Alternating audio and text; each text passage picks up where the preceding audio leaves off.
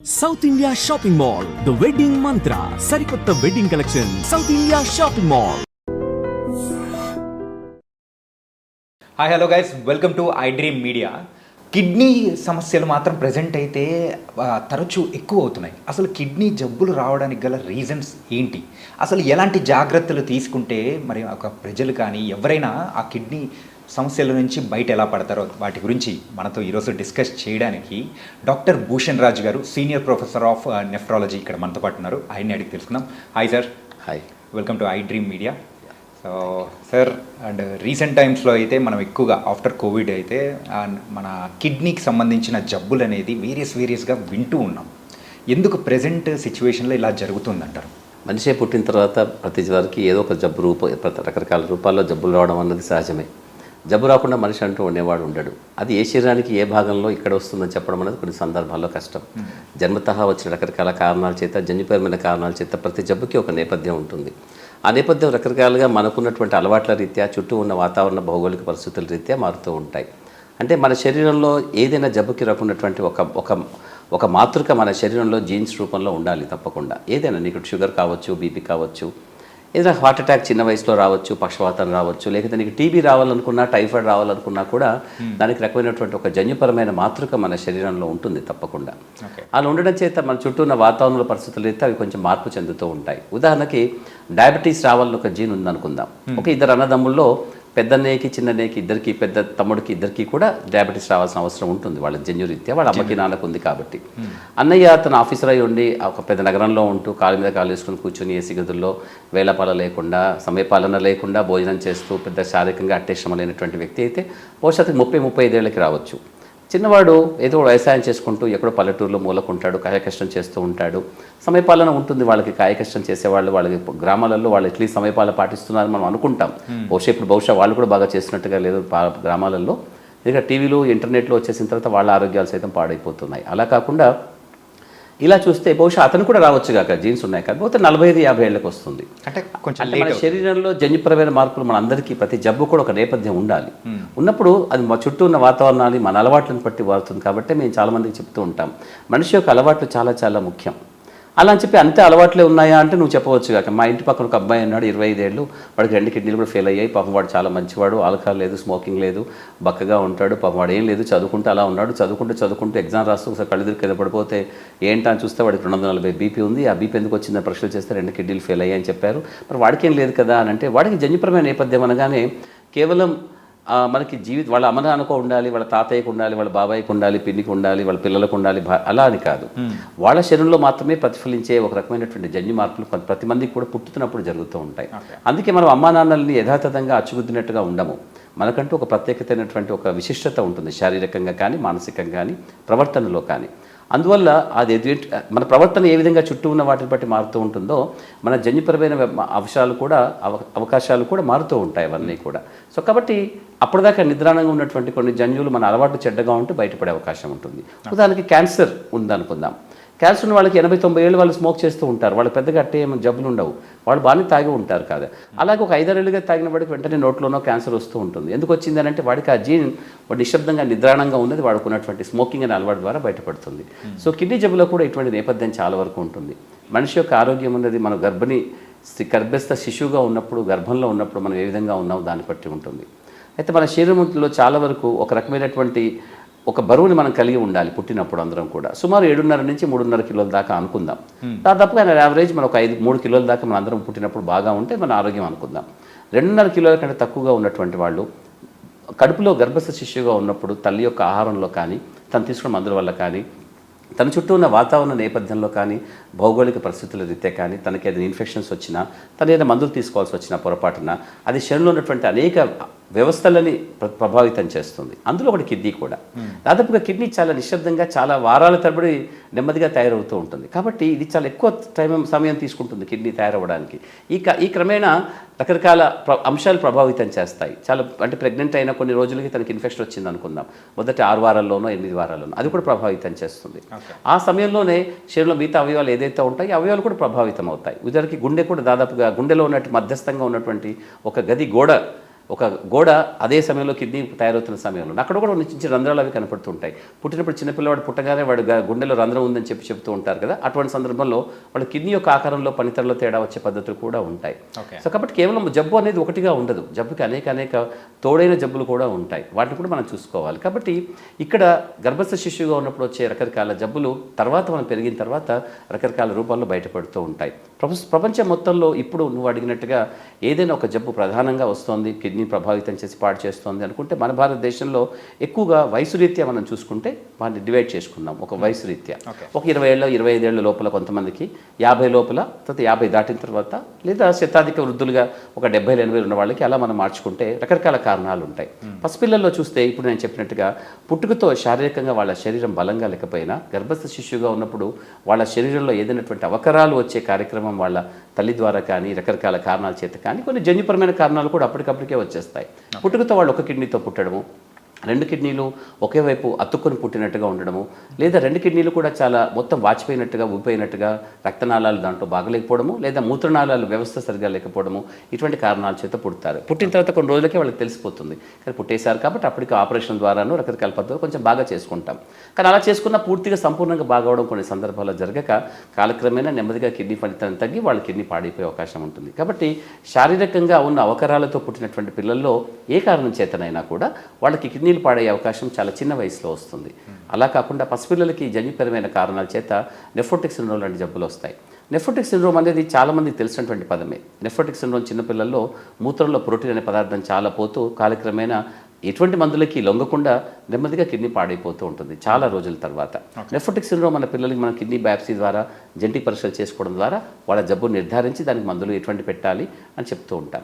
ఇందులో 5 లేదా ఒక 10% మంది పిల్లలకి సంపూర్ణంగా బాగయ్యే అవకాశం ఉంటుంది, ఒక 10% దాకా.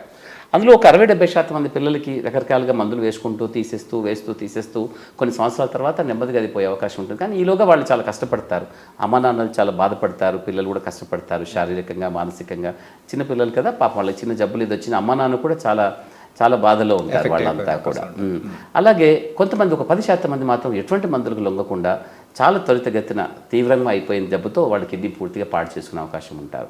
కిడ్నీ ఫెయిల్ అవుతున్న చిన్న పిల్లల్లో వీళ్ళు సుమారుగా ఒక 25-30% ఈ పిల్లలు ఉంటారు. శారీరక అవకరాలతో పుట్టినటువంటి వాళ్ళలో ఒక 25-30% ఉంటే ఒక 25-30% ఈ పిల్లలు ఉంటారు. అలా కాకుండా అకారణంగా ఎటువంటి కారణం లేకుండా కూడా కిడ్నీలు పాడేవాళ్ళు ఇంకొక 30-35% దాకా ఉంటారు. వెలిసి 100% దాదాపుగా వీళ్ళలోనే ఉంటారు చిన్నపిల్లలు.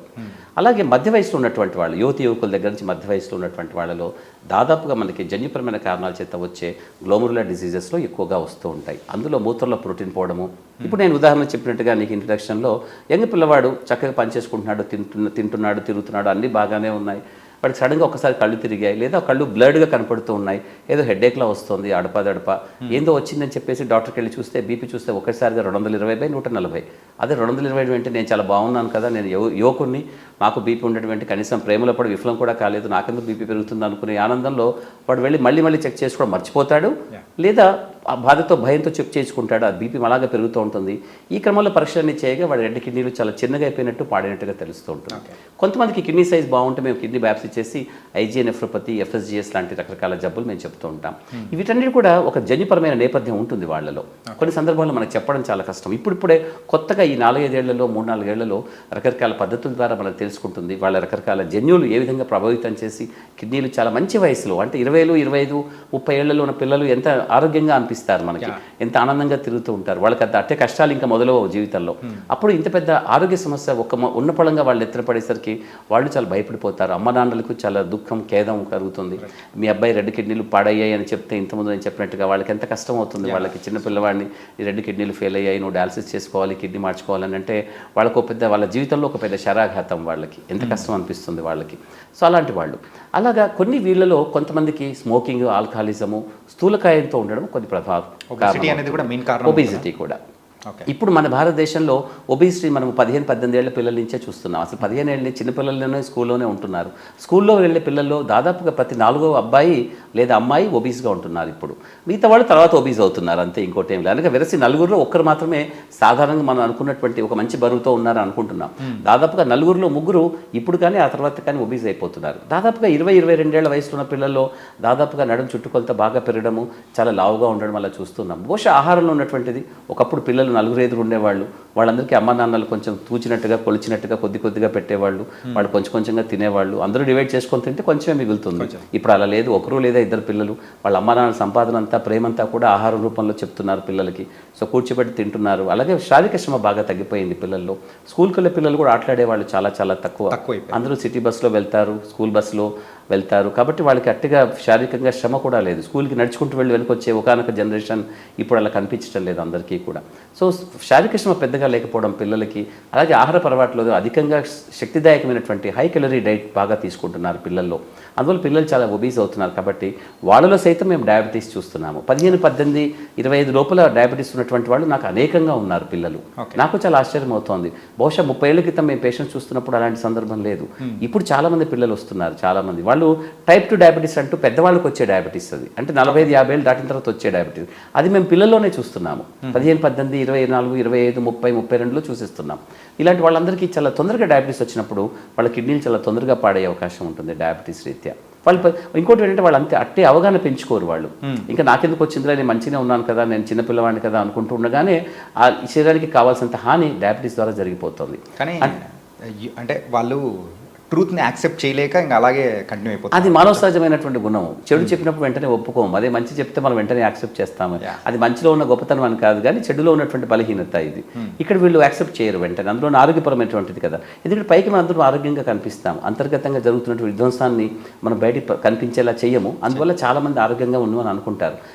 చిన్నపిల్లవాడికి కిడ్నీ బాగోలేదు, కిడ్నీ ఫెయిల్ అయిందని చెప్తే ఒప్పుకోవడం అనేది చాలా వరకు జరగదు. అందుకే ప్రతి పేషెంట్ కూడా కనీసం 7 లేదా 8 మంది డాక్టర్లను చూస్తాడు అని యావరేజ్. నేను కూడా చూస్తూ ఉంటాను. నేను ఎన్నో డాక్టర్ని అడుగుతూ ఉంటాను చాలామందిని. చాలామంది అలా తిరిగి వస్తారు. వాళ్ళు నాతో కూడా ఏముండరు, ఇంకో డాక్టర్ దగ్గరికి పోతారు. అందరూ ఈ డాక్టర్ చెప్తాడా అంటారు, కానీ అందరూ దాదాపుగా స్థూలంగా ఒకే విధంగా చెప్తారు. కానీ వాళ్ళకి ఎక్కడ నచ్చింది అనేది వాళ్ళు అక్కడ కంటిన్యూ చేస్తారు, అది వేరే విషయం. కానీ దాదాపు ప్రతి ఒక్కరికి కూడా ఈ డాక్టర్ కాకుండా ఇంకో డాక్టర్ ఇంకైనా మంచి విషయం చెప్తాడా అనుకుంటారు. కానీ సైన్స్లో ఆరోగ్య సమస్యలు బాగా ఎక్కువైనప్పుడు డాక్టర్లు మీకు ఒక మంచి ఏదో ఒక ప్రవచనం లాగానో, ఏదో రామాయణ భారతంలో ఉన్న కథలోని ఒక మంచి నీతి కథలానో, నీతి చంద్రిక లాంటి కథల్లాగా చెప్పరు ఇవన్నీ కూడా. కానీ వాళ్ళు ఎక్స్పెక్ట్ చేస్తారు కొన్ని సందర్భాల్లో. అయితే వాళ్ళ నుంచి అర్థం కూడా చేసుకోవచ్చు మనం. మంచి వయసులో ఉన్నప్పుడు నువ్వు ఆరోగ్యం బాగలేదు అని అంటే భయం అవుతుంది. ఇంకేదైనా చిన్న చిట్కా ద్వారా కానీ ఇంకేదైనా బాగోదామని చూస్తుంటారు కదా. ఈ కార్యక్రమాన్ని వాళ్ళు బాగా పాడైపోతారు. అందుకే యువకులు ఎవరైతే యంగ్ పిల్లలు మా దగ్గరికి వస్తున్నారో వాళ్ళు దాదాపుగా శారీరకంగా బాగా పాడైపోయిన వాళ్ళు అయి వస్తున్నారు ఈ మధ్య. ఎందుకంటే వాళ్ళు కాలాన్ని వృధా చేసుకుంటున్నారు. అనేక కాలయాపన చేసిన తర్వాత నెమ్మదిగా వచ్చి అప్పుడు మేము ఒప్పుకున్న దానికి ఇప్పుడు బాగా పాడైపోయామనో, లేదా కష్టంలో ఉన్నామనో, లేకపోతే అన్కాన్షియస్ అయిపోయి అపస్మారక స్థితిలో వస్తే మాకు తప్పదు కాబట్టి కుటుంబ సభ్యులు మమ్మల్ని దండం పెట్టి ప్లీజ్ చేసేయండి, ఏదో విధంగా చూసేయండి, మేము చాలా సమయం. అప్పటికి వాళ్ళు పశ్చాత్తాపడ్డా కూడా పశ్చాత్తాపంతో సమాజంలో ఏమైనా గుర్తింపు ఉంటుందేమో, కానీ ఇక్కడ మాత్రం గుర్తింపు ఉండదు. శారీరకంగా పాడైపోయి ఉంటారు. సో అందువల్లనే కిడ్నీ జబ్బులకి చాలా చెడపేరు రావడానికి ఇది ఒక ప్రధాన కారణము. అంటే కిడ్నీ జబ్బులు చాలా సులభంగా ఉంటుంది, గుర్తించడం చాలా సులభము, చాలా ఆలస్యమైనప్పటికీ కూడా. అలాగే చికిత్స చాలా సులభంగా ఉంటుంది.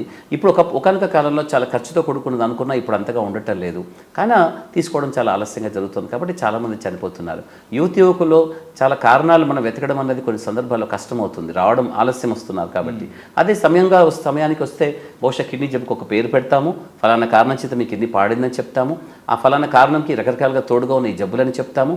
ఇది వంశపారంపర్యంగా ఉంటుంది. మీకు కానీ మీ అన్నదమ్ములకి, అక్క చెల్లెలకి, లేదా మీ పిల్లలకి కూడా వచ్చే అవకాశం ఉంటుంది. ఇటువంటి రకరకాల విషయాలు మేము చెప్తాము. ఇంకోటి ఏమిటంటే వాళ్ళు సరైన పద్ధతిలో వాళ్ళు చూసుకోకపోతే వాళ్ళ చదువు కానీ, వాళ్ళు పెళ్లి చేసుకోవడం, పిల్లలు కండము, ఇటువంటి రకరకాల అంశాలు ఆ సమయానికి ముడిపడి ఉంటాయి వాళ్ళ జీవిత కాలంలో. వాళ్ళు వాటిని కూడా చాలా చిన్నాభిన్నం చేసుకున్నట్టుగా ఉంటుంది. కాబట్టి ఎప్పుడు ఏ సమయానికి ఏం చేయాలని చదువుకుని విజ్ఞత కలిగే డాక్టర్లు చెప్పినట్టుగా విని పాటించడం అనేది చాలా వరకు మంచిది. యంగ్ పిల్లల్లో అది చూస్తాం మేము. మధ్యస్థ వయసులో ఉన్న వాళ్ళు మెయిన్గా కిడ్నీ సమస్యలు ఉన్నాయని తెలుసుకోవడానికి గల సిమ్టమ్స్ ఏమన్నా ఉంటాయంటారా? దాదాపుగా కిడ్నీ జబ్బు చాలా నిశ్శబ్దంగా ఉంటుంది. నిజానికి కిడ్నీ జబ్బు అని కాదు, చాలా వరకు జబ్బులు నిశ్శబ్దంగా ఉంటాయి. కాబట్టి మీరు అనుకుంటుంటారు, మీకు తెలిసిన వాళ్ళలో ఎవరో హార్ట్ క్యాన్సర్ వచ్చిందంటే, కానీ క్యాన్సర్ అప్పుడే 4వ దశలో ఉంది, మొత్తం స్ప్రెడ్ అయిపోయింది అని అంటూ ఉంటారు.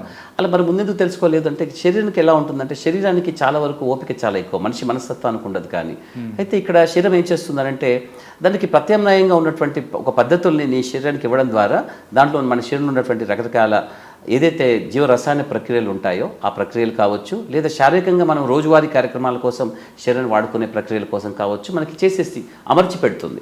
అందువల్ల మనం అట్టే తెలుసుకోము. ఉదాహరణకి పెద్ద పేగులో ఒక చిన్న క్యాన్సర్ వచ్చిన వాడికి చాలా రోజులు పడుతుంది, ఎందుకంటే వాడికి ఏ విధంగా కూడా లక్షణాలు బయట కనిపించవు.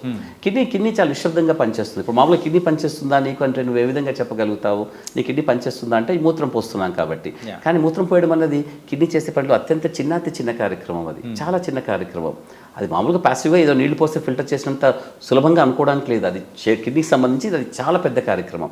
కానీ మనకి మాత్రం చాలా మంచిలు తాగుతున్నాము, పావుగంట తర్వాత మూత్రానికి వెళ్ళాము అన్నట్టుగా ఉంటుంది. కానీ మూత్రం రూపంలో ఎటువంటి లక్షణాలు ఉండవు. కిడ్నీ 100% పాడై కొన్ని ఏళ్ళైన తర్వాత కూడా మూత్రం మనకి మామూలుగానే వస్తుంటుంది. కాకపోతే ఏంటంటే అందులో కేవలం నీళ్లు మాత్రమే ఉంటాయి. దాంట్లో ఉండాల్సిన విష పదార్థాలు, మలిన పదార్థాలన్నీ రక్తంలో పేరుకుపోతూ ఉంటాయి. అందువల్ల మనకు ఆ విషయం తెలియదు. అయితే వాటికి కూడా మన శరీరం ఒప్పుకుంటుంది కొన్ని సంవత్సరాల దాకా కూడా. అందుకే కిడ్నీ జబ్బు అనేది దీర్ఘకాలిక వ్యాధి. అంటే అనేక సంవత్సరాలుగా ఈ జబ్బు అలా అలా అలా అలా ఉంటుంది. ఈ విషయాన్ని చాలామంది అర్థం చేసుకోరు. నాకు ఇప్పుడే వచ్చింది కదా, ఇప్పుడే బాగా చేసుకుంటాము అని ఈ బాగా చేసుకుందాము బలవంతంగా అనుకునే కార్యక్రమంలో వాళ్ళు చాలా వరకు పాడైపోయి ఇప్పుడు 5 ఏళ్ళకో 10 ఏళ్ళకో పోవాల్సిన వాళ్ళు 5-6 నెలలకే పాడు చేసుకొని వస్తుంటారు మా దగ్గరికి కూడా.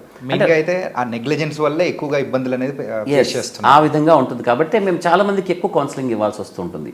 ఒక పట్టంగా అందరూ ఒప్పుకోరు. ఉదాహరణకి ఒక చిన్న పిల్లవాడు బాగా చదువుకున్నాడు, ఏదో ఎంట్రన్స్ ఎగ్జామ్లో ఐఐటీలో ఏదో వచ్చాయి, ఐఐటీ ఎగ్జామ్ చాలా టాపర్గా వచ్చాడు, ఢిల్లీ ఐఐటీలో ఎక్కడో వాడికి సీట్ వచ్చేసింది. చాలా ఏళ్ళ క్రితం జరిగిన స్టోరీ, చాలా సందర్భాల్లో చెప్తూ ఉంటాను నేను. ఢిల్లీలో అడ్మిట్ అయిన తర్వాత, జాయిన్ అయిపోయిన తర్వాత వాడికి హోమ్ సిక్ అయిపోయి ఇంటికి వద్దాం అనుకున్నప్పుడు జాయిన్ అయిపోయిన 2 వారాలకే మళ్ళీ ఏపీ ఎక్స్ప్రెస్లోనో తెలంగాణ ఎక్స్ప్రెస్లోనో హైదరాబాద్ దాకా వస్తూ మధుర ఏదో కట్లెట్ తింటాడు, ఇంటికి వచ్చిన తర్వాత వాంతులు చేసుకుంటే కట్లెట్ తిన్నాడు కాబట్టి వాంతులు చేసుకున్నారు వాళ్ళు అనుకుంటూ ఉంటారు. ఆ 2వ రోజు 3వ రోజు కూడా తగ్గకపోతే ఏమిటంటే దగ్గరలో ఉన్న ఫిజిషియన్ చూపిస్తే వాళ్ళు ఏదో కాకతాళీయంగా కొన్ని మందులు ఇచ్చి తర్వాత పరీక్ష చేస్తే అందులో కిడ్నీ బాగాలేదని చెప్పి మా దగ్గరికి వస్తే మేము నీ కిడ్నీ చాలా ఏళ్ళుగా బాగాలేదు అని చెప్తామనుకోండి. వాళ్ళు ఒక్కసారి వాళ్ళ ఇంట్లో వాళ్ళందరికీ ఒక రకమైనటువంటి ఆందోళన. ఒక విధంగా ఎలా తెలిసింది, ఇప్పుడే కదా వాడు అంత పెద్ద ఎంట్రన్స్ ఎగ్జామ్ని వాడు పాస్ చేసిన వాడు అనారోగ్యంగా ఉంటాడని ఏ విధంగా భావిస్తారు. కానీ దాదాపుగా శరీరంలో జరిగే రకరకాల ఆరోగ్యపరమైన విధ్వంసాలన్నిటికీ కూడా ఒక రచన అంటూ ఉండి దాన్ని బయటపెట్టే విధంగా, ప్రతిఫలించే విధంగా మీకు ఆరోగ్య లక్షణాలు, అనారోగ్య లక్షణాలు కనిపించవు మనకి. చాలా జబ్బులకు అలాగే ఉంటుంది. కిడ్నీ జబ్బు మామూలుగా కూడా కిడ్నీలు చాలా నిశ్శబ్దంగా పనిచేస్తాయి. కిడ్నీలు ఏమి గలగలాడుతూ సెలయర్లాగా ఏమి పనిచేయవు కదా, నీకు ఆ శబ్దం వినిపించడానికో ఆ హడావిడి చేయడానికి. గుండె కొట్టుకోవడం లబ్డబ్ అన్నా తెలుస్తూ ఉంటుంది. మెదడు పెద్ద అట్టే అవసరం లేకపోయినా మనిషి శరీరానికి మెదడు ఉన్నట్టుగా మనం మాట్లాడుతున్నాము, చేస్తున్నాము, ఆలోచిస్తున్నాం కాబట్టి మెదడు పనిచేస్తుందని మనం అనుకుంటూ ఉంటాం. దాదాపుగా అది అట్టే పనిచేయదు కూడా. అయినా కూడా ప్రతి కాళ్ళు చేతులు కదులుతూ ఉన్నాయి కదా, ఇవన్నీ మనకు తెలుస్తూ ఉంటుంది. కానీ ఆ కడుపు లోపల అంతర్గతంగా ఉన్నటువంటి లివర్ కానీ, కిడ్నీ కానీ, స్ప్లీన్ కానీ ఇతర అవయవాలు పనిచేస్తున్నాయి మనకి ఎలా తెలుస్తుంది? కాబట్టి చాలా పాడైపోయిన తర్వాత, దాదాపుగా 85-90% పాడైపోయిన తర్వాత కాసిని లక్షణాలతో ఉంటుంది, బయటపడుతూ ఉంటుంది. గమ్మత్ ఏమిటంటే మనకి తెలిసినట్టుగా కేవలం కిడ్నీ ఫిల్టర్ చేసే అవయవం మాత్రం ఒకటే కాదు, రకరకాల ఇతర కార్యక్రమాలు కూడా చేస్తూ ఉంటుంది. అందులో ప్రధానమైనగా కొన్ని హార్మోన్స్ను తయారు చేయడము. దాదాపుగా ఈ కిడ్నీ జబ్బు లక్షణాలలో మీకు ప్రధానంగా కనిపించేది రక్తహీనత. రక్తహీనత ఉన్న వాళ్ళు ఎవరికైనా కూడా ఒక చిన్న యాక్సిడెంట్లో బాగా రక్తం పోయింది అనుకుందాం, వాళ్ళు కూడా కొన్ని లక్షణాలు ఉంటాయి. నీరసంగా ఉంటారు, నిస్సత్వం ఉంటుంది, ఆకలి మందగించినట్టుగా ఉంటుంది, కాస్త నడిస్తే చేస్తే ఆయాసంలా ఉంటుంది. ఇటువంటి రకరకాల లక్షణాలు వాళ్ళకి కనిపిస్తాయి. ఇవే లక్షణాలు వీళ్ళలో కూడా కనిపిస్తాయి.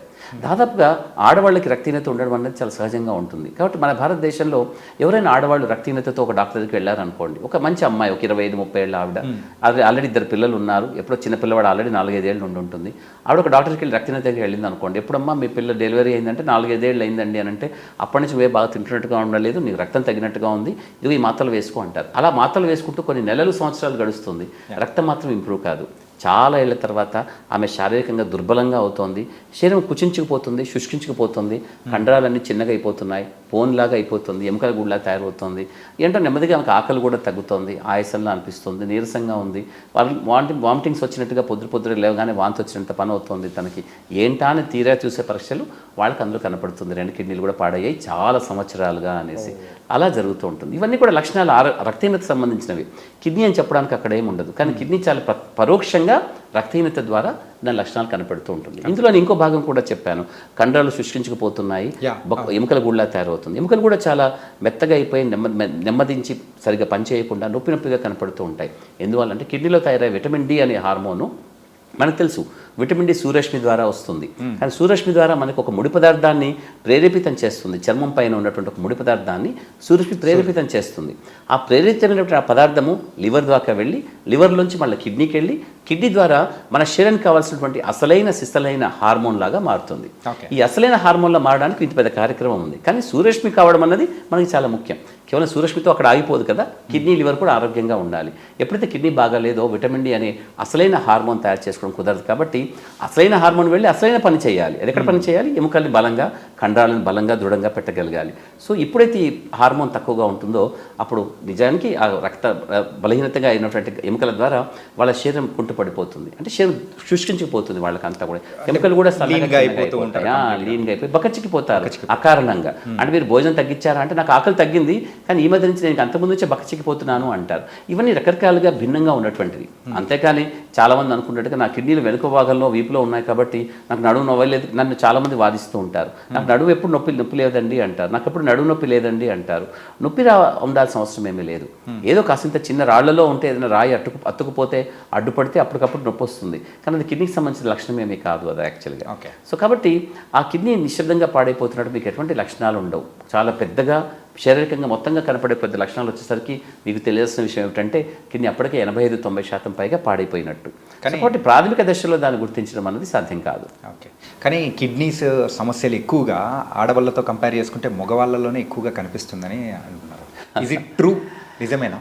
నేను చెప్తాను. అంటే మన సామాజిక నేపథ్యం మనకు భిన్నంగా ఉంటుంది భారతదేశంలో. ఇప్పటికీ పితృస్వామ్య వ్యవస్థ కాబట్టి నేను చాలా సందర్భాల్లో అనేక మంది పేషెంట్స్కి నిన్న ఓపీలో కూడా కొందరు చెప్తున్నాను, భారతదేశంలో ఆడవాళ్ళకి వచ్చే జబ్బుల్ని తొందరగా గుర్తించడం జరగదు.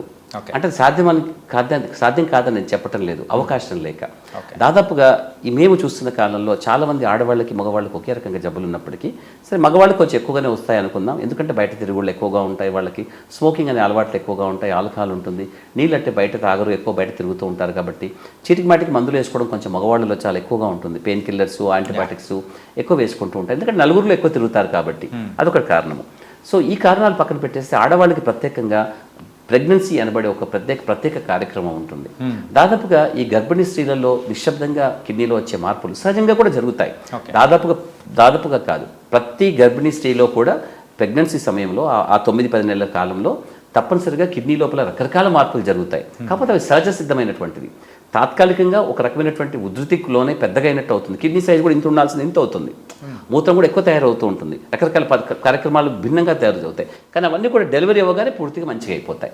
కాబట్టి వాళ్ళంతా ఆరోగ్యంగా ఉంటున్నారు. కానీ అన్ఫార్చునేట్లీ ఒక చిన్న గ్రూప్ ఆఫ్ పీపుల్, కొద్ది మందిలో మాత్రమే తప్పనిసరిగా ఈ మార్పులు కొంచెం చెడుగా పరిణమించి అది వాళ్ళకి తెలిసి కొన్ని సందర్భాల్లో, తెలియక అనేక సందర్భాల్లో కిడ్నీ చాలా నిశ్శబ్దంగా ఒక రకమైనటువంటి ఇంజురీకి గురవుతూ ఉంటుంది. ఆ కిడ్నీ జరిగినటువంటి ఆ దెబ్బ కాలక్రమేణా చాలా ఏళ్ల తర్వాత చిన్న కిడ్నీ రూపంలో, జబ్బు రూపంలో బయటపడుతూ ఉంటుంది. కాబట్టి నేను ఎప్పుడు చెప్తుంటా, ఇప్పుడు ఉదాహరణకి ఈ అమ్మాయికి చెప్పినట్టుగా 4-5 ఏళ్ల కొడుకున్నాడంటే ఆ రెండో ప్రెగ్నెన్సీలో ఆమెకి కిడ్నీ బాగా ఇన్సల్ట్ అయిన తర్వాత ఇప్పుడు మనం 4-5 ఏళ్ళు చూసరికి 2 కిడ్నీలు కూర్చుంచిపోతాయి.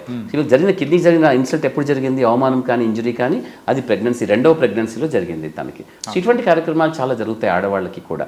ఆడవాళ్ళు నిజంగా చెప్పాలంటే సహజ సిద్ధంగానే కొంచెం ఆరోగ్యంగా ఉంటారు, శారీరకంగా కూడా చాలా బలంగా ఉంటారు. అంటే సామాజికంగా మనకు ఒప్పుకోవడానికి వీలు కాదు, మనం అట్టే ఒప్పుకోం. కానీ ఎందుకంటే వాళ్ళని దుర్బలులుగా ఒక రకమైనటువంటి ఒక లేబుల్ చేసేసింది సొసైటీ. కాబట్టి పితృస్వామ్య వ్యవస్థలో మగవాళ్ళకి ఆరోగ్యానికి వాళ్ళకున్నటువంటి మార్పులకి వాళ్ళు డాక్టర్ దగ్గరికి వెళ్ళి వాళ్ళంతా స్వచ్ఛందంగా చూపించుకునేంత అవకాశం చాలామంది ఆడవాళ్ళకి ఈ దేశంలో లేదు. అంటే మీరు చూసినటువంటి ఒక చిన్న సమాజం, నగరాల్లో ఉన్నటువంటి సమాజాన్ని పక్కన పెట్టేస్తే నిశ్శబ్దంగా పట్టణాలలో కానీ గ్రామాలలో ఉన్నటువంటి అసలైన సమాజం ఏదైతే ఉంటుందో నిజానికి అది నాగరిక సమాజమే. అటువంటి సమాజంలో ఉన్నటువంటి అనేక మంది స్త్రీలకి ఒక ఆరోగ్య సమస్య ద్వారా ఒక ఆసుపత్రికి వెళ్ళి డాక్టర్ చూపించుకోవడం అనేది జరగదు. ఇంతకుముందు నేను చెప్పినటువంటి ఒక స్త్రీ రక్తహీనత ద్వారా డాక్టర్ దగ్గరికి అనేక సంవత్సరాలుగా అనేక మంది డాక్టర్లకి వెళ్తున్న వాళ్ళందరూ కూడా ఆడవాళ్ళు కదా, నువ్వు రక్తం తక్కువగానే ఉంటుంది అని ఐరన్ మాత్రలు ఇచ్చి పంపించేయడం అంటూ రొటీన్గా జరిగింది తప్ప ఆమె జబ్బును గుర్తించడానికి కొన్ని సంవత్సరాలు పట్టింది.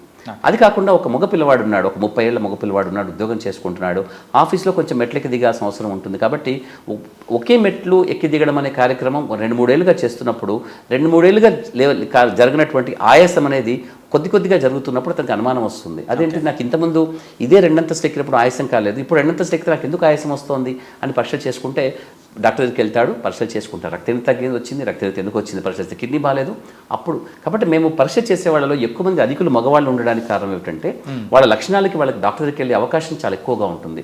భారతదేశంలో మన దేశంలో ఆడవాళ్ళకి కొంచెం అటువంటి ఫెసిలిటీ చాలా వరకు ఉండదు. మీరు చూసినటువంటి కాసింత ఒక చిన్న గ్రూప్ని పట్టించుకోకండి, కానీ నగరాల్లో కాకుండా పట్టణాలలో గ్రామాల్లో ఉన్నటువంటి అనేక మంది స్త్రీలకి ఈ రక సమస్య ఉంది. కాబట్టి మనకు ఆడవాళ్ళలో ఈ సమస్య చాలా తక్కువ ఉందని అనుకుంటూ ఉంటాం, కానీ ఆడవాళ్ళలో కిడ్నీ పాడవడానికి కారణాలు భిన్నంగా ఉంటాయి. నేను చెప్పినట్టుగా ప్రెగ్నెన్సీలో జరిగే రకరకాల కార్యక్రమాలు.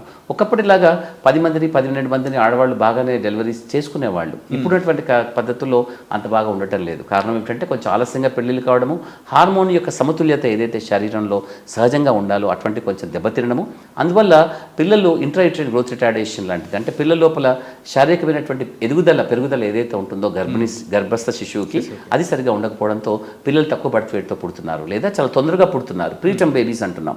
ఇటువంటి కారణాల చేత పిల్లలు పుట్టినప్పుడు వాళ్ళలో కిడ్నీకి సంబంధించినటువంటి నెఫ్రాన్స్, అంటే కిడ్నీ పనితనాన్ని సూచికగా నెఫ్రాన్స్ అంటూ ఉంటాం. ఒక యూనిట్ అనుకుందాం, ఒక గోడలో ఉన్న యూనిట్ ఏంటి, ఒక ఇటుక. అలాగే కిడ్నీ లోపల ఫిల్టర్స్ లాగా నెఫ్రాన్స్ అని ఉంటాయి. అది దాదాపుగా 10-15 లక్షలు ఉండాలి ఒక్కో కిడ్నీలో కూడా. దాదాపుగా 7 లక్షలు 8 లక్షలు 9 లక్షలతో పుట్టిన పిల్లలు కూడా ఉంటారు. కాలక్రమేణా వాళ్ళు పెరుగుతూ ఉన్నప్పుడు అది వాళ్ళకి తొందరగా కిడ్నీ పాడే అవకాశానికి, నేను చెప్పాను కదా, ఒక నేపథ్యం ఏదో ఉండాలి కిడ్నీ పాడవడానికి. జన్యుపరమైన కారణాలు కానీ ఇటువంటి కారణాలు కానీ, ఇటువంటి కారణాల చేత కూడా కిడ్నీలు దాదాపుగా మంచి వయసులో ఉన్నప్పుడు 25-30 సంవత్సరాలు ఉండగా వాళ్ళకి పాడవడానికి ఎక్కువ కారణం ఉంటుంది. అండ్ కిడ్నీ ట్రాన్స్ప్లాంటేషన్స్ అనేది కూడా జరుగుతూ ఉంది. కాకపోతే ఒక వ్యక్తి ఎక్కువ కాలం డయాలసిస్ చేయించుకుంటూ అలా ఉన్నాడంటే ఎంతకాలం అని అట్లా చేయించుకుంటూ ఉండగలుగుతాడు?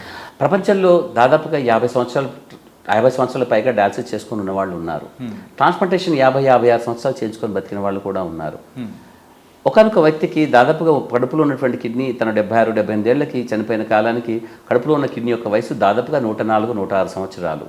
అంటే అంత పాత కిడ్నీ చాలా ఏళ్ళుగా అతను పనిచేస్తుంది. ఇదంతా ఎందుకు చెప్తున్నా అంటే అందరికీ ఇలా జరుగుతుందని కాదు, నేను చెప్పిన విషయాన్ని తప్పుపట్టాల్సిన అవసరం లేదు. ఎందుకనంటే ప్రపంచంలో అది సాధ్యమైంది. అందరికీ అది సాధ్యమవుతుందా అంటే ఎవరెస్ట్ ఎంతమందికి ఎక్కుతారు, ఒలింపిక్స్లో ఎంతమంది గోల్డ్ మెడల్స్ వస్తాయి, చాలా తక్కువ. అలాగా అది కాదని చెప్పడం లేదు. అసాధ్యమైంది ప్రతి ఒక్కరు సుసాధ్యం చేసుకోగలుగుతారా అంటే అది వాళ్ళ యొక్క ఆలోచన పద్ధతి సరళిని బట్టి ఉంటుంది. ఒక మంచి కానీ చెడు కానీ అనేది భిన్నంగా ఉంటాయి నేపథ్యాలు. కాకపోతే అది మంచిగా పరిణమిస్తుందా చెడుగా పరిణమిస్తుందా చెప్పుకోవడానికి వాళ్ళ ఆలోచన ఏ విధంగా ఉన్నది చాలా ముఖ్యం. జబ్బు అందరిలో ఒకటే, ఒకే జబ్బుతో 5 రోజులు చనిపోయిన వాళ్ళు ఉన్నారు, 50 ఏళ్ళు ఆ జబ్బుతో బతికిన వాళ్ళు కూడా ఉంటారు. మధ్యలో చాలామంది వస్తూ పోతూ ఉంటారు. రీజన్ ఏమిటంటే వాళ్ళ ఆలోచన సరళి మారిపోతూ ఉంటుంది. ఒక జబ్బు చెప్పగానే వాళ్ళు డిప్రెషన్కి వెళ్ళిపోయి బాధపడిపోయి ఇంకా నాకు అయిపోయింది జీవితం అనుకునే బాధలో ఉంటారు. నిజానికి ఆ జబ్బు కంటే వాళ్ళకి ఆలోచన విధానం వాళ్ళకి ఎక్కువ హాని చేసినట్టుగా అనిపిస్తుంది. నేను నా పేషెంట్స్ అందరినీ సహజంగా తిడుతూనే ఉంటాను. ఎందుకంటే జబ్బుని మీరు పెద్దగా గొప్పగా ఊహించకండి. జబ్బు రాకపోతే మనుషులకి ఇంకే విధంగా ఉంటుంది, అంతా ఒకే విధంగా ఉండడానికి మనిషి జీవితం అంత సులభమైనటువంటిది ఏమి కాదు. ప్రకృతిలో ఉన్న ఏ జీవి అయినా సరే వెళ్ళిపోవడానికి రకరకాల కార్యక్రమాలు ఉండాలి. కానీ మనిషి అనే జీవి మాత్రం కోటాను కోట్లుగా సృష్టించుకునే అవకాశం వచ్చినప్పుడు దాన్ని తగ్గించుకునే అవకాశం కూడా ప్రకృతి కొంచెం తయారు చేస్తుంటుంది. దాంట్లో ఒక మృత్యు అనేది ఒకటి. మృత్యు అనేది సహజ సిద్ధంగా కూడా ఉండడం అనేది కావాలి, లేదా కేవలం ఏదో ప్రకృతి వైపరీత్యాల ద్వారా వచ్చింది, దానివల్ల వచ్చి యాక్సిడెంట్ల ద్వారా రూపంలో వచ్చింది, అది అక్కర్లేదు కదా. అవి కూడా జరుగుతూ ఉంటాయి దురదృష్టవశాత్తు. కానీ సహజ సిద్ధమైన శరీరానికి సహజంగా ఉండే జబ్బులు కూడా సహజమైనవని అనుకోవాలి. ఎందువల్ల అని అంటే అది ఒక భాగం కాబట్టి. మనం పుట్టినప్పుడు పసికందు నుంచి మనం బాల్యంలోంచి యవనంలోంచి మనం ముసలితనం దాకా వెళుతున్నటువంటి పద్ధతిలో కార్యక్రమమైన శరీర మార్పులు ఎలా వస్తాయో శరీరంలో రకరకాల మార్పులకు అనుగుణంగానే శరీరం తయారు చేయబడింది. మనం వాడుకోవడం అనేది చేయాల్సిందే, వాడుకోవాల్సిందే. కానీ వాడుకోవడానికి ఒక పద్ధతి తప్పినప్పుడు లేదా అందుకే జీన్స్ అని చెప్తూ ఉంటాను నేను. జన్యువులు మనకు అన్ని మారిపోతూ ఉంటాయి. నిజానికి మనం అంటూ ఉంటే ఆ జన్యువుల యొక్క నేపథ్యమే. మనకు మంచి పాట పాడేవాళ్ళు ఉంటారు, ఆటలు ఆడేవాళ్ళు ఉంటారు, కొందరు అందంగా ఉంటారు, కొందరు కురూపిగా ఉంటారు, కొందరు డ్యాన్స్ చేసేవాళ్ళు ఉంటారు, రచయితలు ఉంటారు, కవులు ఉంటారు, జ్ఞానవంతులు ఉంటారు, మేధావులు ఉంటారు, పరమ అమాయకంగా ఉన్నవాళ్ళు ఉంటారు. ఈ మనస్తత్వాలు అన్నిటికీ కూడా నేపథ్యం జీన్స్లో ఉంటుంది ఎక్కడైనా కూడా. సో వీటికి ప్రభావితం చేసేవి మన అలవాట్లు. కాబట్టి జబ్బులు ఏ రూపంలో వచ్చినా కూడా మన ఆలోచన సరళి చక్కగా ఉంటే, అవును ఇది నా శరీరానికి కావాల్సింది నాలో రాసుంది, అవును నీకు ఒక మంచితనాన్ని ఇచ్చినప్పుడు దాన్ని ఒప్పుకుంటున్నావు కదా, అదే శరీరము కొంచెం చెడు కూడా ఇచ్చినప్పుడు దాన్ని ఒప్పుకోవడంలో వచ్చిన కష్టం ఏమిటి? ఒక 6 అడుగులు అందగాడు ఉన్న పిల్లవాడు నగరికి వచ్చినప్పుడు నేను ఇంత బాగా ఉన్నాను, హ్యాండ్సమ్గా ఉన్నాను, నాకెందుకు ఈ కిడ్నీ జబ్బు వచ్చింది, నాకేం చెడు అలవాట్లు కూడా లేవు అని బాధపడి ఏడుస్తున్నప్పుడు నేను చెప్తాను, ఇదే శరీరాన్ని నీకు బాగా ఇచ్చినప్పుడు వాడుకొని మంచి అనుకున్నప్పుడు ఈ చెడు కూడా ఇచ్చినప్పుడు దీన్ని చెడ్డగా అనుకోవడానికి అవకాశం ఎక్కడ ఉంది? దాన్ని కూడా ఒప్పుకుంటే నువ్వు ప్రశాంతంగా ఉంటావు. జబ్బును ఒప్పుకోకపోవడం ద్వారా చాలామంది చాలా తప్పు చేస్తారు. అంత సులభం కాదు, నేను చెప్పినంత సులభం కాదు, నేను ఒప్పుకుంటాను. కాకపోతే ఏంటంటే ఏదో ఒక రోజులో దాన్ని ప్రశాంతంగా ఒప్పుకున్నప్పుడు తర్వాత జీవితంలో ఉన్నటువంటి ఒక అశాంతిని మనం పూర్తిగా తీసేసినట్టు అవుతుంది. తర్వాత కార్యక్రమం ఏం చేయాలనేది ఇప్పుడు మనం ఆలోచిస్తాం. సో కిడ్నీ జబ్బును ఒప్పుకున్న తర్వాతే మనం డయాలసిస్ అని ఉంటుంది. అయితే చాలామంది డయాలసిస్ చేసుకోవాలనగానే ఇంకా వాళ్ళకి ఉదాహరణలన్నీ వచ్చేస్తుంటాయి. ఫలానా వ్యక్తి డయాలసిస్ చేసుకుంటే 3 నెలలకే పోయాడు, ఇంకో వ్యక్తి 3 ఏళ్ళకి పోయాడు, అతను నేను చూశాను ఎముకల గూడులా ఉన్నాడు, అతను బాగలేడు, అతను నాతో చెప్పాడు భూతల ప్రత్యక్ష నరకం అంటే మరొకటి కాదు, ఇది డయాలసిస్ అని నాకు చెప్పాడు. అంటే ప్రతి ఒక్కరు వాళ్ళ భావోద్వేగాలతో వాళ్ళకున్న జ్ఞానంతో ఏదో మాట్లాడేస్తారు, కానీ అందులో ఉన్నటువంటి నిజం ఎంత, నిజాయితీ ఎంత అని మనం చూడాలి. కొన్ని సందర్భాల్లో నిజాయితీ ఉండవచ్చు కాక, ఎందుకంటే పాపం వాళ్ళు కష్టాల్లో ఉన్నవాళ్ళు కాబట్టి ఒక్కొక్కరు వాళ్ళ కష్టానికి ఒక్కో రకమైనటువంటి భావోద్వేగంతో ప్రదర్శిస్తారు. కానీ నిజమంతా ఉండాల్సినంత అవసరమేమీ లేదు. ఎందుకంటే ఒకరిద్దరు అభిప్రాయాలు కాదు, కొన్ని వేలాది లక్షలాది కోట్లాది మంది యొక్క ప్రజల యొక్క వాళ్ళ స్వరూపాన్ని, స్వభావాన్ని, జబ్బు యొక్క స్వభావాన్ని తెలుసుకొని మనం చెప్తాం. కాబట్టి వాటి ఆధారంగా చెప్పేది కిడ్నీ ఫెయిల్యూర్ అన్నది ఒక రకమైనటువంటి శాపగ్రస్త జీవితానికి కారణం ఎప్పటికీ కాదు. కిడ్నీ ఫెయిల్యూర్కి చాలా చక్కటి ట్రీట్మెంట్ ఉంటుంది. ఆ చక్కటి ట్రీట్మెంట్ తీసుకోవడానికి ఫస్ట్ మన ఆలోచన విధానాన్ని మొట్టమొదటిగా దాన్ని మనం సక్రమంగా ఉండేలా చూసుకోవాలి. అంటే ఒక పాజిటివ్ థింకింగ్ అనుకుందాం, ఒక సకారాత్మకమైనటువంటి ఆలోచన విధానం ఉండడం ప్రతి మనిషికి చాలా ముఖ్యం. సో అది చూసుకున్న తర్వాత ఆ జబ్బు యొక్క కథా కమామీషి ఏంటో మనం తెలుసుకోవాలి. ఏ విధంగా వచ్చిందన్నది కొన్ని సందర్భాల్లో అవసరం కూడా లేదు. ఒకవేళ అక్కర్లేదు తెలిస్తే మంచిదే, ఎందుకంటే చాలా వరకు నేను చెప్తాను, చాలా వరకు జబ్బును తెలుసుకోవడము, ఎందువల్ల వచ్చిందో తెలుసుకోవడం అన్నది చాలా చాలా ముఖ్యం. కొన్ని సందర్భాల్లో ఏ జబ్బు చేతనైతే కిడ్నీ పాడైందో ఒకవేళ కిడ్నీ ట్రాన్స్ప్లాంటేషన్ చేసుకుంటే అదే జబ్బు చేత మళ్ళీ కొత్త కిడ్నీ కూడా పాడే అవకాశం ఉంటుంది. కాబట్టి ప్రతి పేషెంట్ కూడా కాలయాపన చేయకుండా ఆ డాక్టర్ని ఈ డాక్టర్ని కలిసి నా కిడ్నీ పాడైందట నేనేం చేయాలి, కిడ్నీ పాడవకుండా నేనేం చేయాలని అడుగుతారు, కానీ కిడ్నీ ఎందుకు పాడైంది, దాన్ని బాగా చేసుకునే అవకాశం మొదట్లో ఉండిందా, ఇప్పుడు నాకు కిడ్నీ పాడైంది ఏందో కారణం చెప్పి నాకు బాగా చేసే అవకాశం ఉంటుందని మాత్రం ఎవరు అడగరు. అంటే ప్రతి ఒక్కరికి పాస్ అవ్వాలని ఉంటుంది, కానీ కష్టపడి చదవాలని ఉండదు. అదే కదా కష్టం అయిపోతుంది. సో కాబట్టి మీరు కారణం ఏంటో తెలుసుకోవడం అనేది చాలా ముఖ్యం. కాబట్టి సమయానికి డాక్టర్ దగ్గరికి వెళ్ళడం. కానీ దురదృష్టవశాత్తు మన సమాజంలో దాదాపుగా అందరూ మాకున్న ఇక్కడున్నటువంటి పరిస్థితుల్లో 80% మంది చాలా ఆలస్యంగా వస్తారు. అంటే అప్పటికి కాలాతీతం అయిపోతుంది, వాళ్ళకి చాలా కాలాన్ని తెలుసుకునే అవకాశం కూడా మాకు పోతుంది. అటువంటి వారిని మేము కొంతమందిని చూసి వాళ్ళకి కిడ్నీ బయాప్సీ ద్వారా కానీ రకరకాల జన్యుపరమైన మార్పుల వల్ల పరీక్షలు చేసే కానీ ఆ కారణాల చేత వాళ్ళు కనుక్కోగలుగుతాము. కానీ అది కూడా చాలా ఆలస్యంగానే కొన్ని సందర్భాల్లో.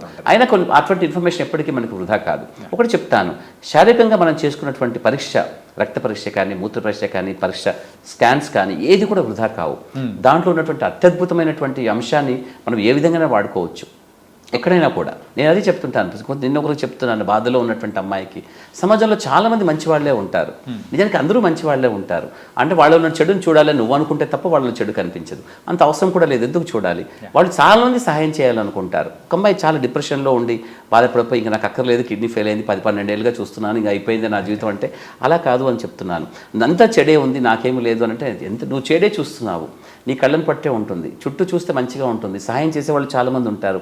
సహాయం తీసుకోవడానికి నీకున్నటువంటి అర్హతను పెంచుకో, అప్పుడు నీకు చాలామంది సహాయం చేస్తారు. అటువంటి గుణం పెంచుకో నువ్వు, నీకు చాలా బాగుంటుంది. కాబట్టి అందరూ నీకు హాని చేస్తారు, వాళ్ళు బాగా చూడలేదు, వీళ్ళు బాగా చూడలేదు, వాళ్ళకి హాని చేస్తారు, ఇలాంటి అనుకునే బదులు వాళ్ళు ఉన్నట్టు మంచి వరకే చూడు, నువ్వు చెడు నీకు సంబంధం లేదు, అలా అనుకుంటే అందరూ చాలామంది బాగుంటారు అలా అని చెప్తున్నాను. కాబట్టి కిడ్నీ ప్రాబ్లం ఉన్నటువంటి వాళ్ళు అనేక సందర్భాల్లో అక్కడక్కడ తిరిగి ఇక్కడ తిరిగి చాలా సమయాన్ని వృధా చేసుకొని కిడ్నీ పాడైందో తెలుసుకోకుండా అక్కడ కష్టపడుతూ ఉంటారు. సో అది చాలా తప్పు జరుగుతూ ఉంటుంది. సులభమైన చికిత్స ఒకప్పుడు చాలా కష్టతరమైనటువంటిది, ఖరీదు ఎక్కువైనటువంటిది అనుకున్నప్పుడు ఇప్పుడు భారతదేశంలో, మన దేశంలో బహుశా అన్ని ప్రభుత్వాలు కూడా, కేంద్ర ప్రభుత్వమైనా రాష్ట్ర ప్రభుత్వాలైనా అన్ని రాష్ట్రాలలో కూడా చాలా సులభ సాధ్యమైనటువంటి చికిత్స వాళ్ళకి అందే అవకాశంలో ఉంది ఇప్పుడు.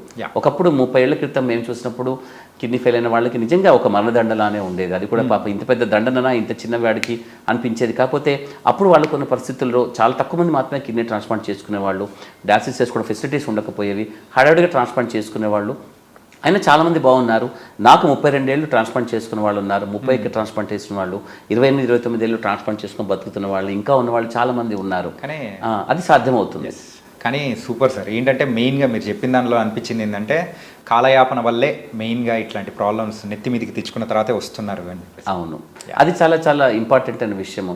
కాబట్టి మీరు డాక్టర్ల యొక్క ఒపీనియన్లు తీసుకుంటూ చాలామంది ఒపీనియన్స్ తీసుకొని పోతూ ఉంటారు. ఒక చిన్న గమ్మత్తైన విషయం చెప్తాను. ఇక్కడ నేను దాదాపు 23 సంవత్సరాలుగా రోజు సాయంత్రం 4 గంటల నుంచి రాత్రి 9 గంటల దాకా, అంటే సుమారు ఒక 5 గంటల దాకా అనేక మంది పేషెంట్స్ని చూస్తూ ఉన్నాను. ఒక లక్షల మందిని చూస్తుంటాను. అందులో దాదాపుగా 5-10% కూడా తిరిగి నా దగ్గరికి ఎప్పుడు రాలేదు వాళ్ళంతా కూడా. Okay. అయితే వాళ్ళందరూ కూడా నాలాగా అనేక మంది డాక్టర్లు తిరుగుతూ ఉంటారు, ఎక్కడో చోట సెటిల్ అయిపోతుంది కాదని నేను చెప్పటం లేదు. అది కేవలం ఒపీనియన్స్ మాత్రమే. ఒపీనియన్స్ తీసుకుంటూ పోయే వాళ్ళు చాలామంది ఉంటారు, వాళ్ళకి పెద్దగా అట్టే లాభం ఉండదు. సరైన విధానంలో సరైన పద్ధతిలో క్రమశిక్షణాయుతంగా ఒక చికిత్సా విధానాన్ని గుర్తించి గౌరవించి దాన్ని అవలంబించడం అనేది చాలా వరకు మంచిది. అది చాలామంది చెయ్యరు. అందువల్లనే వాళ్ళు ఏం చేస్తారంటే సైన్స్ చాలా చెడ్డది, సైన్స్ నాకు లాభం చేయలేదు కాబట్టి జబ్బుతో నేను ఇలా పాడైపోయాను అనుకుంటారు. కానీ జబ్బులు నీకు హాని చేయాలనే ఉద్దేశంతో అన్నీ రావు. కోవిడ్ కూడా నేను ఇదే చెప్పాను. కోవిడ్ కాలంలో కోవిడ్ మనం చంపడానికి కష్టగట్టేమీ రాలేదు. మనకి ఎంత మనిషి మేధస్సు ఎంతవరకు పెంచుకుంటాడు, ఒక రకమైనటువంటి ఒక ఎమర్జెన్సీ సిచ్యుయేషన్ నీ జీవితంలో వచ్చినప్పుడు మనిషి ఏ విధంగా తిరిగి ప్రతిస్పందిస్తాడనే విషయాన్ని చెక్ చేయడం కోసం ప్రకృతి అడపదడప కొన్ని పరీక్షలు పెడుతూ ఉంటుంది. ఆ పరీక్షలు నిలదొక్కుపోతే నీ కర్మ అది. సో సైన్స్ రకరకాల అంటే మనిషి సమాజము లాగానే మనిషి శరీరం కూడా రకరకాలుగా అనేక ఆటుపోట్లకు గురవుతుంటుంది. అందులో కొన్ని భాగాలు జబ్బులు కూడా. మనిషి మేధస్సు ప్రపంచంలో అందరిది. ఒక జ్ఞానం ఒకటి సొత్తేమీ కాదు, ఒక జ్ఞానం మొత్తం విశ్వవ్యాప్తమై ఉంటుంది. ఎక్కడో తయారు చేసి మనం వాడుకుంటాం. సెల్ ఫోన్ ఎవరో తయారు చేశారు, ఇంటర్నెట్ ఎవరో తయారు చేశారు, ఎందుకు ఒక అగ్గిపెట్టె ఎవరు కనిపెట్టారో మనకు తెలియదు కూడా. అగ్గిపుల్లతో లేకపోతే ప్రపంచ నాగరికత ఇంత పెరిగేదా? కనీసం ఒక కుండ తయారు చేసుకోవడానికి కూడా మనకి కష్టమే. ఒక పేపర్ కానీ పెన్ను కానీ చూడండి, ఇంత అద్భుతమైనటువంటి మనిషి మేధస్సు సంబంధించినటువంటి అంశాలు ఇవన్నీ కూడా. ఇవన్నీ మందులు కూడా ఎవరో కనిపెడతారు, దాని వెనుక లక్షలాది మంది డాక్టర్లు, శాస్త్రవేత్తలు, వాళ్ళ కృషి, వాళ్ళ శ్రమ, వాళ్ళ మేధస్సు ఉంటుంది. దాన్ని సరిగా వాడుకోవడానికి, సరైన సమయంలో వాడుకోవడానికి మన విచక్షణ మనకి చాలా ముఖ్యం. చాలా మంది విచక్షణ ప్రదర్శించరు. ఈ మందులు నాకు ఏదో హాని చేశాయి, మందులు నేను తీసుకోను, ఇంకేదైనా అట్టే కష్టపడకుండా చిట్కా ద్వారా ఇంకైనా బాగుంటుందా అనుకుంటూ ఉంటారు. నేను అదే చెప్తూ ఉంటాను. నేను బహుశా మీరు చదవకుండా పాస్ అవ్వడం అన్నది ఫస్ట్ క్లాస్ రావాలని కోరుకోవడం కాదు, మీరు క్లాస్ ఫస్ట్ రావాలని కోరుకుంటున్నారు. అది ఇంకా చాలా కష్టం. ఎందుకంటే తప్పు కూడా అలాగే అసలు చదవకుండా ఫస్ట్ క్లాస్ రావాలని కోరుకోవడమే తప్పు. అంటే క్లాస్ ఫస్ట్ రావాలనుకోవడం అనేది అత్యాశ, దురాశ అవుతుంది. సో మనిషి శరీరానికి అత్యాశకి మనిషి శరీరం స్పందించాల్సిన అవసరం లేదు. ప్రకృతి కాదు, సైన్స్ కూడా స్పందించదు. సో మనిషి ఒక అవసరాన్ని గుర్తిస్తుంది, అవసరాన్ని తీరుస్తుంది. ప్రకృతి అయినా, సైన్స్ అయినా, శరీర ధర్మం అయినా కూడా. సో జబ్బుల్ని మనము గుర్తించి వాటిని శరీరాన్ని గౌరవించి శారీరక ధర్మాన్ని కాపాడుకుంటూ దాన్ని పాడు చేసుకోకుండా కేవలం కిడ్నీ ఒక అవయవం మాత్రమే పాడైపోయినప్పుడు కిడ్నీ మాత్రమే పాడైపోతుంది. నువ్వు అనవసరంగా కాలయాపన చేసినా దాన్ని గుర్తించకుండా శరీరం మొత్తాన్ని బాగా జాగ్రత్తగా చూసుకోకపోతే మిగతా అవయవాలు కూడా నెమ్మదిగా పాడైపోతాయి.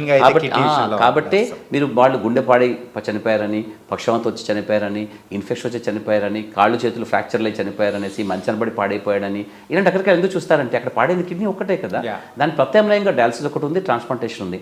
అయినా వాళ్ళు ఎందుకు పాడైపోతున్నారంటే సమయాన్ని గుర్తించకపోవడము, సరైన చికిత్స వాళ్ళు సరిగ్గా తీసుకోకపోవడము, ఇంకేదైనా ప్రత్యామ్నాయ వైద్య విధానాలు రకరకాల వేలాదిగా మన దేశంలో ఉంటాయి, ప్రపంచం మొత్తంలో ఉన్నాయి, మన దేశం అని కాదు. వాటిని అవలంబించి ఇంకేదైనా తొందరగా తీసుకుందామనే ఒక కాలయాపనలో చాలామంది శారీరక ధర్మాన్ని పాడు చేసుకుంటూ ఉంటారు. కాబట్టి వాళ్ళు డయాలసిస్ చేసుకున్నా, ట్రాన్స్ప్లాంట్ చేసుకున్నా చాలా ఏళ్ళు మనలేరు.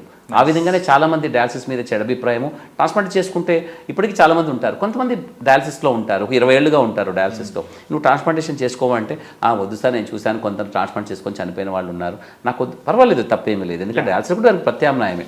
కానీ ఏదో ఒక రోజు అవసరం అవుతుంది అనుకుంటే మాత్రం ట్రాన్స్ప్లాంటేషన్ అనేది ప్రపంచం మొత్తంలో ఆధునిక సమాజంలో, ఆధునిక వైద్య శాస్త్రంలో ఉన్నటువంటి అద్భుతాలలో ఒకటి తప్పకుండా ఈ ట్రాన్స్ప్లాంటేషన్. అంటే వేరే అవయవాలతో కంపేర్ చేసుకుంటే కిడ్నీ సక్సెస్ రేట్ అనేది కూడా ఎక్కువగా ఉంది, చాలా ఎక్కువ. మొదటి 1 ఇయర్లో దాదాపుగా 97-98% సక్సెస్ రేట్ ఉంటుంది. తర్వాత 5 ఏళ్లలో దాదాపు 70-75% బాగుంటుంది. అంటే 5 ఏళ్లలో ఒక 25% మంది నిజంగా కిడ్నీ కోల్పోతారు, లేదా కొంతమంది అందులో చనిపోతారు కూడా. వాటిలో కూడా చాలా వరకు మానవ సహజమైనటువంటి కొన్ని తప్పిదాలు మనకు కనిపిస్తూ ఉంటాయి. వాటి కొన్ని సందర్భాల్లో వాటిని సరిచేయలేకపోతాము. అంటే మీ ఎలా ఉంటుందంటే ప్రతి పేషెంట్ కూడా డాక్టర్ అనేవాడు వాళ్ళకి ఎటువంటి కష్టం వచ్చినా కూడా వెంటనే దానికి సమాధానం చెప్పాలి, వెంటనే దాన్ని పూర్తిగా నార్మల్ చేయాలనుకుంటూ ఉంటాడు. నార్మల్ చేయాలనే ఉద్దేశం మాకున్నప్పటికీ కూడా వాళ్ళ శారీరక ధర్మం దానికి సహకరించదు, ఆ విధంగా సహకరించదు. కాబట్టి ఆ మందులు పెద్ద గట్టి పనిచేయవు, ఏదో చాలా చాలా టెక్నికల్ ప్రాబ్లమ్స్ ఉంటాయి. చాలా వరకు కూడా టెక్నికల్ అండ్ ప్రాక్టికల్ ఇష్యూస్ వల్ల చాలామంది చనిపోవడం అనేది కోవిడ్ కాలంలో కాదు, నిత్యకృత్యంగా ప్రతిరోజు కూడా మేము చేస్తూ ఉంటాం. జబ్బులన్నీ మనకి ఏదో హాని చేయడం కోసం కష్టగట్టినట్టుగా మన మీద ఏదో అటాక్ చేసి వాడిని అలా అనుకుంటే నిజంగా మనిషి వేల సంవత్సరాలుగా మానవ జన్మాది కనిపించకపోయేది ప్రకృతిలో కానీ భూమి మీద కానీ. ఏ విధంగా కనపడుతోంది ఎన్ని ప్రకృతి వైపరీత్యాలు, వరదలు, తుఫాన్లు, బీభత్సలు, అతివృష్టి, అనావృష్టి. చూడు అలాగే మనిషికి రకరకాల జబ్బులు. ఒకప్పుడైతే కలరా, డిఫ్తీరియా, డిసెంట్రీ, టైఫాయిడ్ వాటితో టీబీ తర్వాత ఇప్పుడు చూడండి ఇప్పుడు నాన్ కమ్యూనికబుల్ డిసీజెస్ ఇప్పుడు అంతా కూడా అలాగే ఒబిసిటీ స్థూలకాయంతో పాటు షుగర్లు బీపీలు కిడ్నీ జబ్బులు గుండె జబ్బులు క్యాన్సర్లు ఎన్ని రకాల జబ్బులు అన్నీ వస్తున్నా కూడా మనిషి యొక్క అస్తిత్వం అనేది మాత్రం ప్రపంచంలోంచి తీసేయడం సాధ్యం కాలేదు ప్రకృతిలోంచి. ఎందువల్ల అంటే వాటన్నిటికీ మనిషి ఒక మేధస్సులో ఒక మంచి సమాధానం చెప్పగలిగే అవకాశం ఉంటుంది. అది మందుల రూపంలో చికిత్స రూపంలో శస్త్రచికిత్సలు సర్జరీ కావచ్చు, రకరకాల ఇటువంటి పద్ధతులు కావచ్చు, డయాలసిస్ లాంటి ప్రక్రియలు కావచ్చు, రకరకాలుగా జరగబడుతూనే ఉంటుంది. కాబట్టి ఏ జబ్బుకైనా మనం ఏదో అయిపోయింది జీవితం అంతా అనుకోవాల్సిన అవసరం లేదు. అది బహుశా తాత్కాలిక విరామం మాత్రమే, తర్వాత ఇంకా మంచి జరిగే అవకాశం ఉంటుంది. కాబట్టి రేపటి గురించి మంచిగా బాగుండాలి అనుకుంటే ఈరోజు మనం చాలా బాగా చేసుకోవాలి. కాబట్టి ఒక మంచి పద్ధతిని వాళ్ళు ఎన్నుకొని ఆ పద్ధతిని గౌరవించి దాన్ని అవలంబించి దాంట్లో ఒక అంతర్భాగంగా ఉండగలిగితే ఎంత పెద్ద జబ్బు ఉన్నప్పటికీ కూడా వాళ్ళకి చాలా మంచి జరుగుతుంది. Nice super sir. మొత్తానికైతే సో A to Z మాత్రం చక్కగా సూపర్గా చెప్పారు సార్. ఏంటంటే ఎటువంటి పరిస్థితుల్లో వచ్చారో, ఎటువంటి పరిస్థితుల్లో వచ్చి వాళ్ళు కరెక్ట్గా సెలెక్ట్ చేసుకున్నారంటే వీటి నుంచి ఈజీగా బయటపడచ్చు అని కూడా చాలా చక్కగా చెప్పారు. So thank you so much sir. Yes. So guys, మెయిన్గా అయితే కిడ్నీ సమస్యల్లో మెయిన్గా లేట్గా మనమైతే డిటెక్ట్ చేసుకొని అది కూడా ట్రీట్మెంట్ కోసం కూడా లేట్గా వస్తాం కాబట్టి అక్కడే ఎక్కువ ప్రమాదాలు జరుగుతుంటాయి. ముందే డిటెక్ట్ కానీ చేసుకొని మీరు కనుక ముందే ట్రీట్మెంట్ అనేది స్టార్ట్ చేశారంటే మరి అయితే ఇట్లాంటి సమస్యల నుంచి కూడా తొందరగా బయటపడచ్చు. సో ఇది వాళ్ళ ప్రోగ్రామ్. మరో ప్రోగ్రామ్తో మళ్ళీ కలుద్దాం. అంతవరకు take care. This is your Chanakya. See you.